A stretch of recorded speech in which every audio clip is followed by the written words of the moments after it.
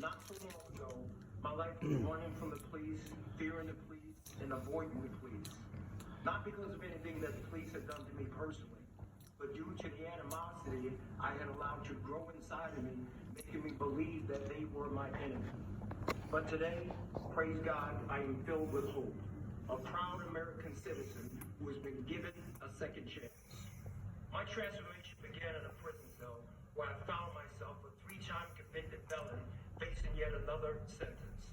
I gave my life to Jesus and made him a promise that I would spend the rest of my days helping others like me. My first help and support came from the unlikeliest of places, the FBI agent who arrested me, Richard Beasley. He is now a dear friend and has been a source of encouragement to me throughout my entire journey. I am grateful for the men and women of the Las Vegas Metropolitan Police Department who volunteer their time to people who return it to our local community after incarceration. These are the real-life heroes who put their lives on the line every day, armed with the promise that they made to protect and to serve, have made a tremendous impact in the lives of men and women we integrate back into our society. My hope for America is that formerly incarcerated people will be afforded the opportunity to take advantage of the fact that we live in a nation of second chances.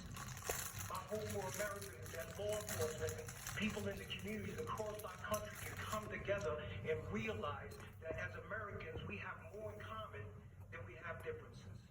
My hope for our great nation is to continue on this path we are on of being the most prosperous country in the world. I'm so proud of John with his life's turnaround and for all the lives that he's helped to change. It may be hard to believe that as a retired FBI agent, one of my best friends is a person I arrested for bank robbery. When I met John 15 years ago, he was angry, scared, frustrated, and anxious about his future. On the drive to prison, I stopped at a convenience store and bought John a coffee and a donut.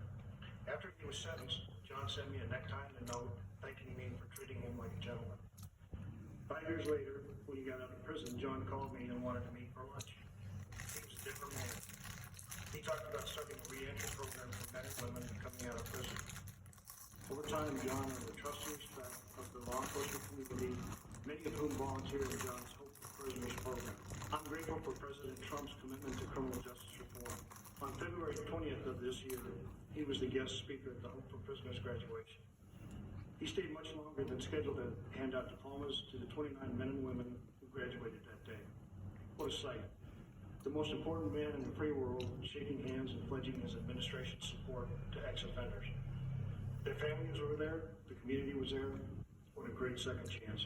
I also appreciate President Trump's support for law enforcement. I always felt like I had strong support as an FBI agent, but there's nothing worse than knowing you're being second-guessed when you're doing your job.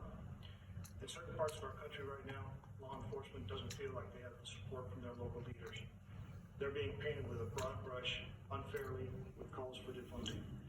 But as President Trump knows, the overwhelming percentage of law enforcement officers are good, smart people who are doing their jobs very well. And they can change the world working with people like John. Thank you. So now I'd like to invite John's wife, Jamie, to join us as I grant John, and make sure you know this, a full pardon. So I don't know if you know that, Jamie.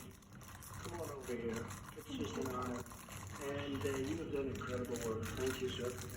All over Las Vegas, and all over Nevada, and all over every place in this country is very proud of you. The job you've done, bringing people back. And you're right, I was supposed to be there for 5 minutes. I stayed for an hour and a half because it was so interesting to me.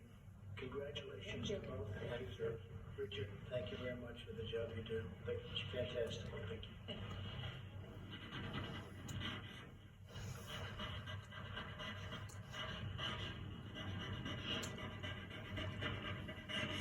Okay.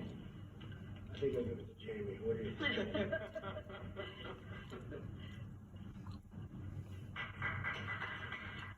President of the United States pardoning John Ponder